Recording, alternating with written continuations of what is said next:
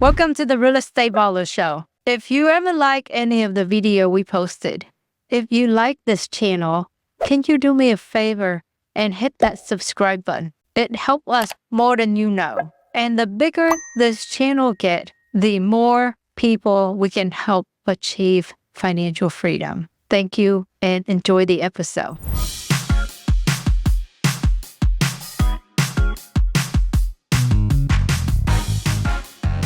How do you underwrite your deal? That's a great question. It's a loaded one. The first thing that I do is I have a back of the napkin analysis that I do. I think a mistake that people make when they look at storage is that they'll look at an operating memorandum, what's referred to as an OM, which is basically a listed facility. And then you have a PDF of 10, 15, 20 pages, and people will spend hours and hours looking at these numbers trying to make sense of them. The first thing I look at is just, what is the current revenue? I'm going to factor in what I believe my expense ratio is going to be, whether that's 35 or 40%. I'll come up with the NOI. And then the first thing I like to do is compare, okay, here is the revenue. Here's what I believe the net operating income would be. What could it be based on the average street rates within a 5-mile radius? So in other words, similar to residential, how we look at comparable sales, I will look at comparable rents within a 5-mile radius. So as an example, V, let's say we're looking at a facility in Texas and a 10 by 10 goes for $70 a month. But I look at all your competitors within a 5-mile radius, because in storage, we want to look within a 5 to 7-mile radius. And I see that the average of your competitors, of apples to apples, they're at $100 a month. Well, I already know that there's a pretty big gap there, that if I was to buy this facility, I could probably go in and raise the rates significantly from 70 to 100. Now, of course, I would look at all the other units. I'm just picking a 10 by 10 as an example. So what I'd like to do is compare the current revenue relative to what the revenue could be once I implemented rent raises, once I implemented my marketing systems. That is what I consider a light value add.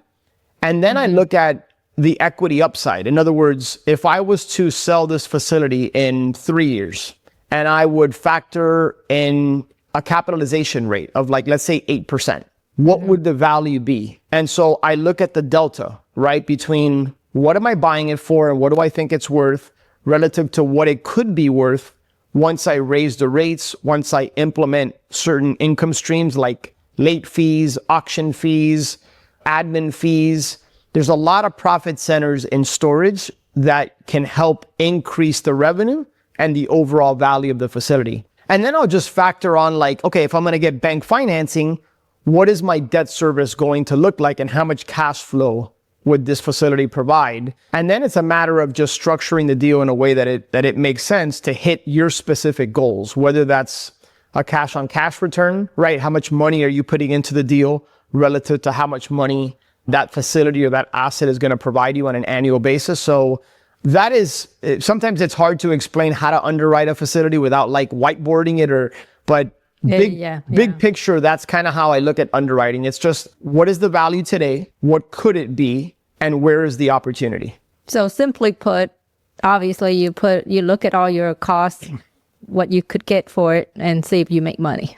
Yeah. And is the juice worth the squeeze? In other words, just because a facility makes money, it doesn't necessarily mean that's the facility for you. You have to ultimately determine, if you're going to buy this asset and you're going to manage it and operate it, is it worth the X amount of dollars that you believe you're going to make once you sell the facility or refinance the facility? I look at deals on a monthly basis that it could make some money, and it maybe was a deal that I would do early on in my journey, but today, based on certain goals and metrics I have, it's probably not worth it.